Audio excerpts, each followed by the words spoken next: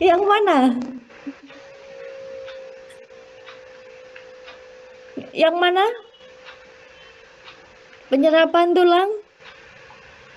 Jadi nanti menyebabkan apa, Dek? Kalau banyak, misalkan banyak kalsium yang diserap tuh. Ya kan? Banyak kalsium yang diserap tuh menyebabkan apa ya? Oke, coba-coba nih. Kan itu kalau ada hormon ini ya, paratiroid. Ini kan nanti menghasilkan, ya pinter, osteoporosis. Berarti yang mana nih? Udah bisa belum dijelasin? Osteoporosis yang mana? Berarti yang, ya kan? Berarti ini kan nanti menyebabkan namanya osteoporosis.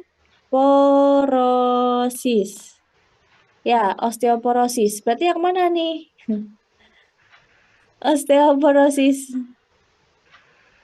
Berarti yang jelas. Masa anak pertumbuhan anak ya belum ya kan? Kadar hormon paratiroid rendah enggak? Jadi malah paratiroidnya tinggi karena paratiroid nanti akan menghasilkan yang namanya hormon paratormon. Nah, jadi prosesnya gini. Dari CA darah itu bisa dirubah menjadi CA pada tulang. Ya, ini adalah pada hormon kalsitonin. Dan sebaliknya, ini CA tulang itu bisa dirubah pada menjadi kalsium pada darah oleh hormon.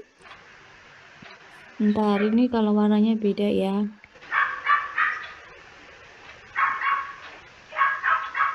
Paratormon. Jadi kalau paratormonnya tinggi, nah ini bisa menyebabkan ini tadi osteoporosis karena banyak tuh kalsium pada tulang yang didegradasi atau resorption tadi. Oke ya, jadi jawabannya yang C. Oke. Lanjut nomor berikutnya, nomor 4. Di soal nomor 4, manakah di antara sel tumbuhan di bawah ini yang akan berfungsi dalam keadaan sel mati? Jadi dia bisa berfungsi dalam keadaan sel mati. Nah, ini berarti nanti fungsi pada jaringan tumbuhan yang fungsinya untuk transportasi air. Apa itu? Silem, ya kan? Mana, Dek, yang silem, Dek? A, B, C, D, atau yang E? Di antara ini mana? Mana yang silem? Yang termasuk bagian dari jaringan silem?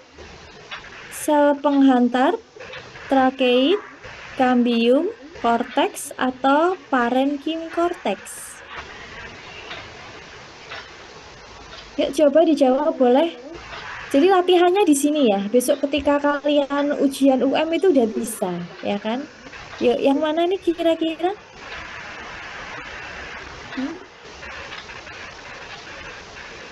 Silem itu mengandung apa ya? Komponen silem. Nah, salah satu komponen silem itu adalah bagian mana nih belum ada yang jawab ya? Bagian apa, Dik? Di bagian silem ini ada yang namanya trakeit. Iya, jadi nanti trakeit ini dia masih bisa berfungsi walaupun dalam keadaan sel mati. Oke, bisa ya. Karena itu masuk jaringan dewasa ya. Jaringan pengangkut termasuk jaringan dewasa. Kalau kambium termasuk jaringan meristem ya, karena dia masih aktif membelah. Oke, yang berikutnya. Nah, kita sedikit menghitung ini. Suatu populasi yang berada dalam kesetimbangan Hardy-Weinberg memiliki 2 alel untuk suatu lokus. Lokus itu tempat kedudukan gen ya. Tempat kedudukan gen itu namanya lokus. Nih, mana ditulis ya. Ini, aduh, mana nih?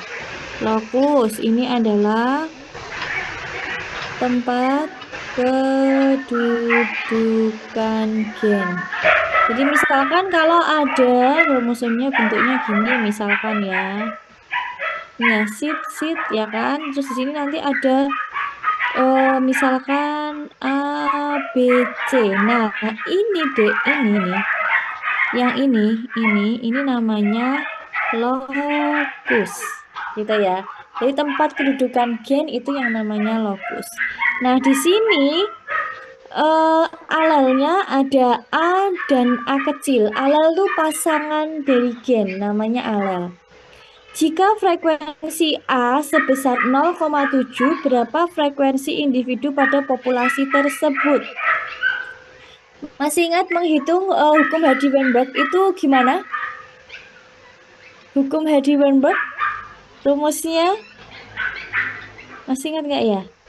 P plus Q itu sama dengan, atau tulisannya gini ya, kuadrat gitu ya. Jadi P kuadrat plus 2PQ plus Q kuadrat.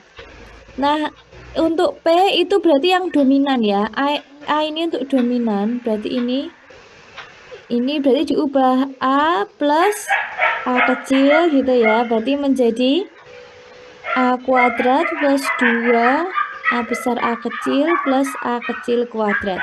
Yang ditanyakan apa, Dek? Yang ditanyakan yang heterozigot.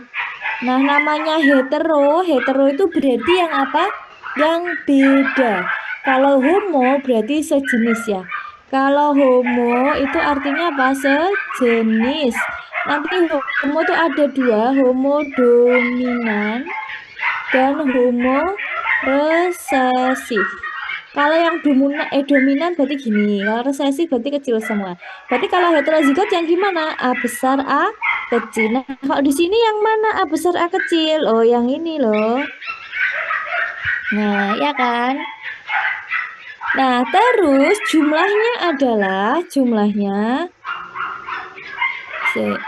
kurang medun ya Dek, ini.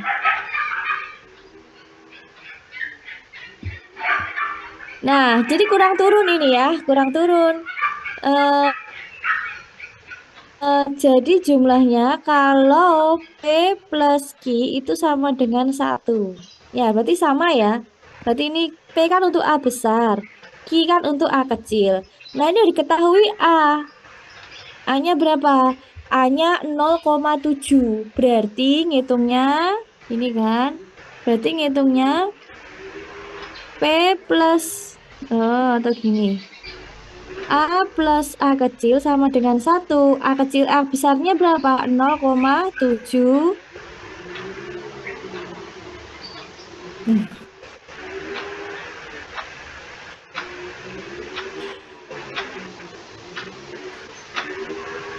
Eh, 7